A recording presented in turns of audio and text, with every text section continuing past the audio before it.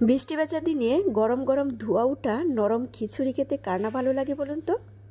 বেশ কয়েকদিন ধরে বৃষ্টি হচ্ছে, তো ভাবলাম আজকে নরম খিচুড়ি রান্না করি সবার জন্য।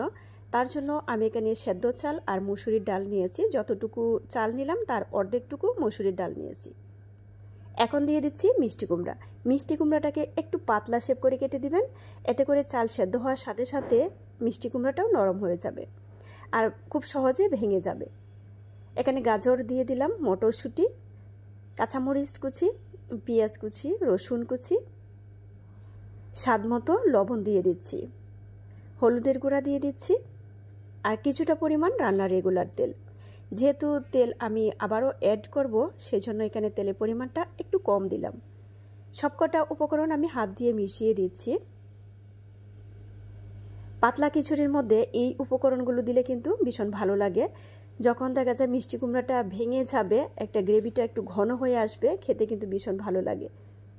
তো আমি পানির পরিমাণ দিয়েছি 3 গিরা থেকে একটু বেশি, প্রায় 4 গিরা পরিমাণ পানি দিলাম। এতে করে কিন্তু সবকটা উপকরণ সেদ্ধ হয়েও খিচুড়িটা নরম থাকবে।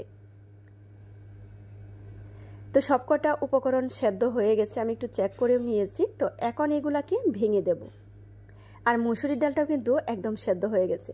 আর নরম খিচুড়ির মধ্যে বিশেষ করে মসুরির ডালটা দিলে বেশি ভালো হয়, খুব সহজে গলে যায়। একটা ডাল ঘুটনি দিয়ে আমি সবকটা উপকরণকে একটু ভালো করে চটকে দিচ্ছি, এতে করে মিষ্টি কুমড়াটাই আগে ভেঙে যাবে, অন্যান্য উপকরণগুলো কিন্তু খুব একটা ভাঙবে না, আস্তই থেকে যাবে।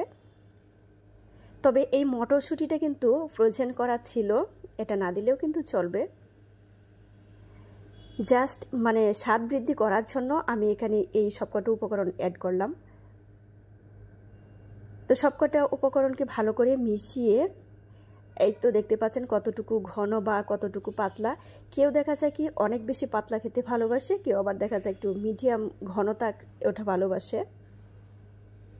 তো খিচুড়িটা নামিয়ে আমি এদিকে একটি হাঁড়িতে তেল দিয়ে পেঁয়াজ কুচি আর রসুন কুচি দিয়ে দিলাম। এগুলাকে একটু লালচে কালার করে ভেজে নেব। তবে আপনারা কে কে এই নরম খিচুড়ি খেতে ভালোবাসেন অবশ্যই কমেন্ট করে জানাবেন। এক এক অঞ্চলে অবশ্য এক এক নামে ডাকে, কেউ বললে লেটকা খিচুড়ি, কেউ ডাকে নরম খিচুড়ি। পেঁয়াজ রসুন লালচে কালার করে ভেজে এখন ভালো করে খিচুড়ির সাথে মিশিয়ে দিচ্ছি, এতে করে ঘ্রাণটা কিন্তু অনেক সুন্দর আসে। তো সহজ রেসিপিতে আজকে খিচুড়ি রান্না করেছি, তো কেমন লাগলো অবশ্যই কমেন্ট করে জানাবেন। এই তো ফাইনালি রেডি হয়ে গেল লেটকা খিচুড়ি। এখন শুধু গরম গরম খাওয়ার পালা। তো ভিউয়ার্স, সবাই ভালো থাকবেন আর বাসায় অবশ্যই ট্রাই করবেন।